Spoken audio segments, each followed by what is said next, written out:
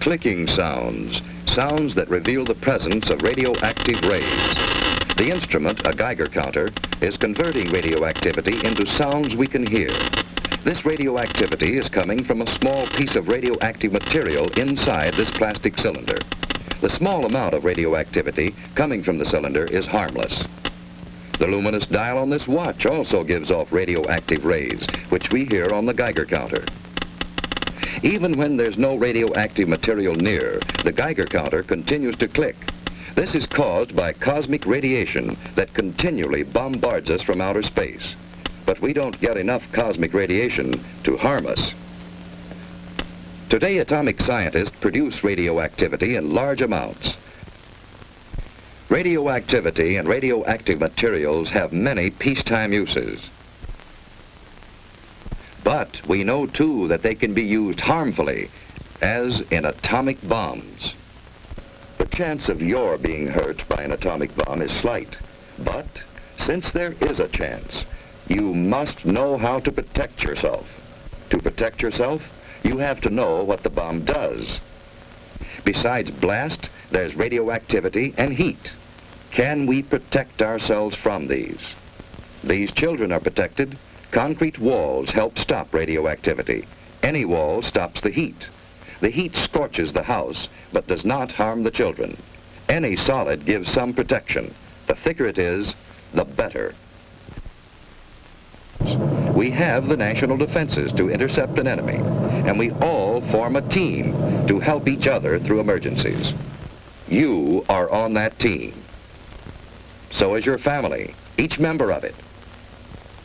And in your community, every doctor, fireman, every policeman and nurse, every lineman and operator, every civil defense worker, in fact, every community employee is ready to help you if you need him.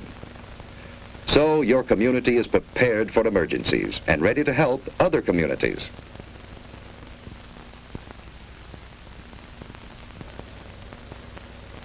We have state and national headquarters for civil defense. And your city has a civil defense corps. We have a warning system and a system of defense. Yes, we have the equipment and the people for an effective team. But, like any team, it can win only when everyone knows his job and does it well. What is your job?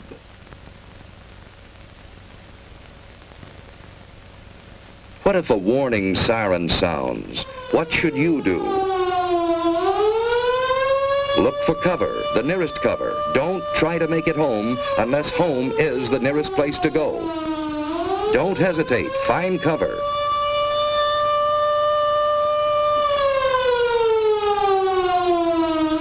Everyone is in on this. Strangers will understand. Finding shelter quickly may save your life.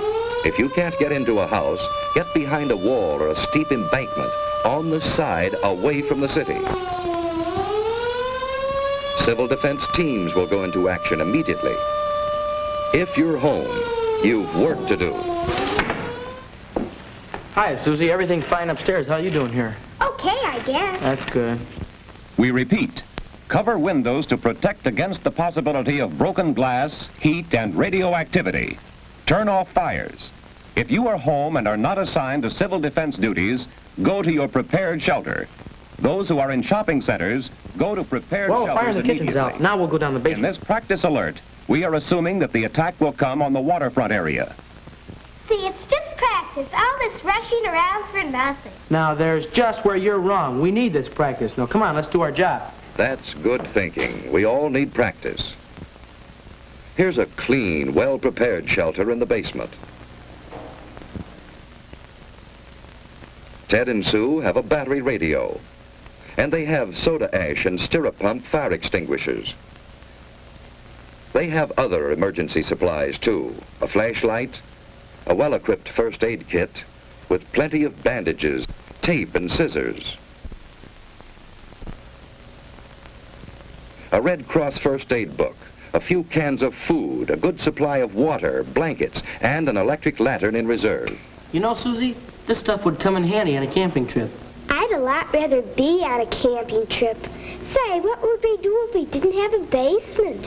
At school, they told us we should be away from windows and behind double walls. You know, like an inside hall. Ted's right. If you live in an apartment house, you can't all go to the basement. Head for a shelter area. If none is marked for you, find cover away from windows and in a hallway if possible. Wait for the all clear. Be calm.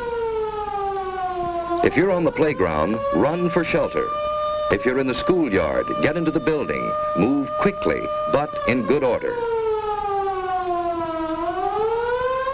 Inside, go to the shelter area you've been assigned.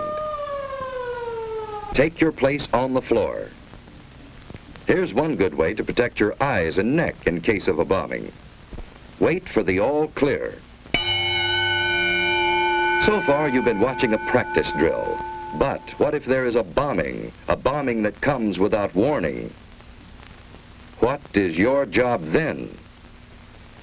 Find cover immediately. Don't look at the flash. Stretch out. In about 1 minute, the immediate danger is past. Then head for safer cover. Another bomb may fall. Get indoors if you can. Shed your outer garments. They may have radioactive particles on them. If you're home, take shelter and stay down for about 1 minute. By then, the danger from radioactivity, heat, and blast have passed. Protect your eyes and neck. Let's get things shut up. Sue found shelter under her bed.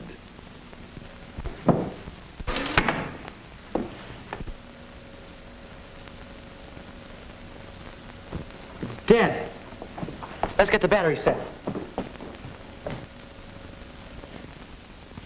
When the house current is off, that battery radio is essential. Keep tuned in.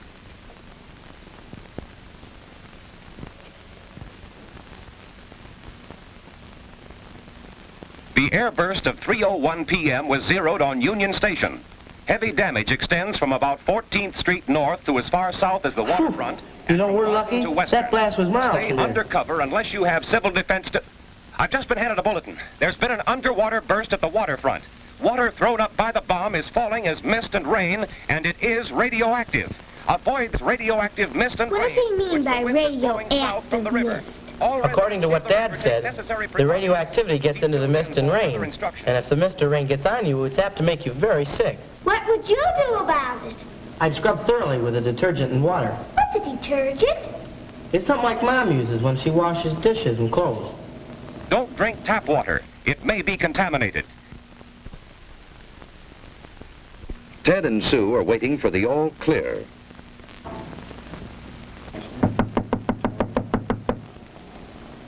I'll see who it is. Hello, who's there? It's your block warden, Mr. Carlson. Come on in, Mr. Carlson. Hello, Ted. Hello. Ted, this is Mr. Franklin, our radiological monitor. He's here to check for any radioactivity. I saw your mother down the shopping center. She's fine. Well, there's no damage here. No, it's been very good here. Hello, Sue. Say, have you seen my dad lately? He's down at headquarters, and boy, he's really busy. Yeah? Well, there's no radioactivity here. Say, Mr. Franklin, is that a pen on your coat there? Oh, no, that's a dosimeter. A dosimeter? Well, what's a dosimeter? Well, it measures the amount of radioactivity that I've been exposed to. But this is the meter that I use to check with. Say, Mr. Carlson, is there anything I can do outside to help? No, Ted, everything is under control.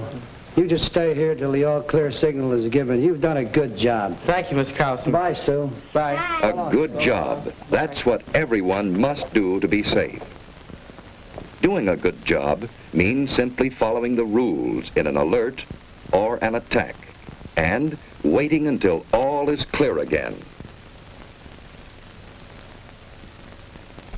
In this early and troubled stage of the atomic age, our very lives may depend on always being alert.